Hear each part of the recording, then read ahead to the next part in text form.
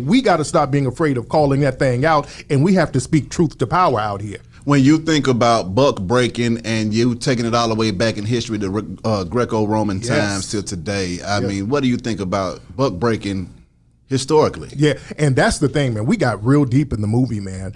We talked about our relations to European culture, and European culture has always been about sexual dominance from day one. The minute they came out of Europe, the Greco-Romans culture, when you go over to Greece, man, you see a lot of that stuff now and all of the artifacts and all that. So when they got in contact with black culture, the first thing they started doing was dominating and sodomizing the men. They were turning black men into eunuchs. The white Arab culture was getting in on that too. So we talked about buck breaking not just in the realm of plantations, because that was a small factor of it, even way before we had to get into the history of it. And it's deep.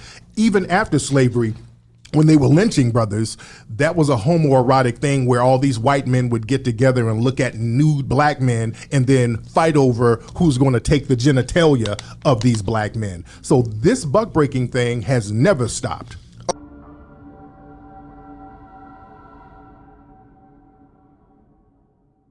Sometimes the most sinister monsters linger within the people we trust the most, and a good predator always knows how to use this trust as a deadly weapon. This week we discuss the legendary snuff film director Anatoly Slivka. Let's open the serial killer file.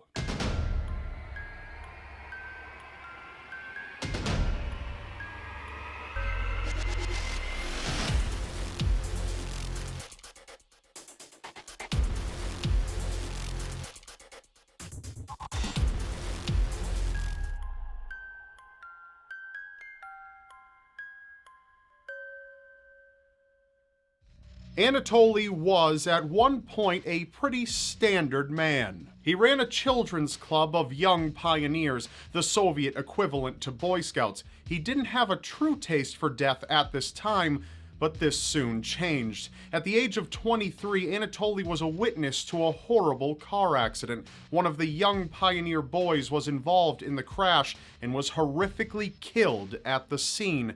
Anatoly didn't feel the shock and horror a normal person might have. Instead, something clicked in his mind. Like the first taste of a delicious entree, his nose drew in the smell of smoke, the sound of fire, the sound of screaming and calls for help.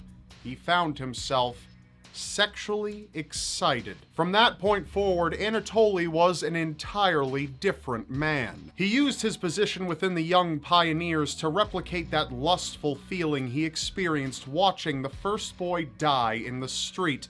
Once or twice a year, he would make extra special friends with some of the boys, usually aged between 13 and 17, a similar age to the boy who died in the accident. He'd tell his new best buddies that he had a special exercise to stretch the spine. It involved a controlled hanging. The boys would be brought into unconsciousness at the end of a noose, but he assured them that they would be revived.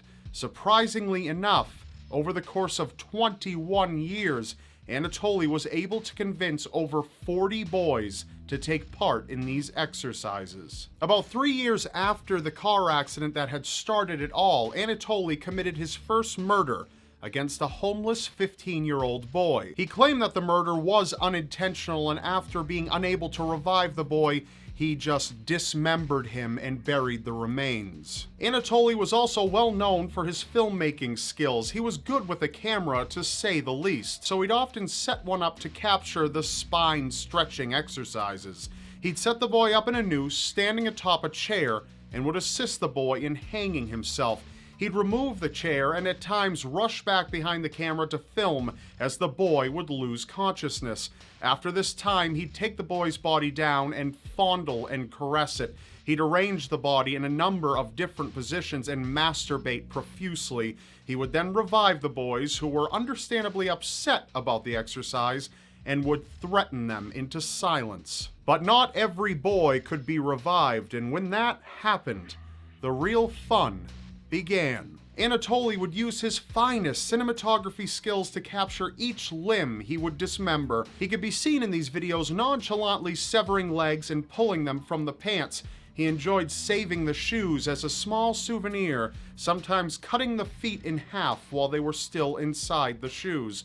After dismembering the bodies, pleasuring himself to the sight of it, and taking all that he had wanted from their remains, he would then take out the gasoline. Pouring it over the limbs, head, and torso, he would ignite them, taking in the sight and the smell to bring him back to that wonderful day of the car accident.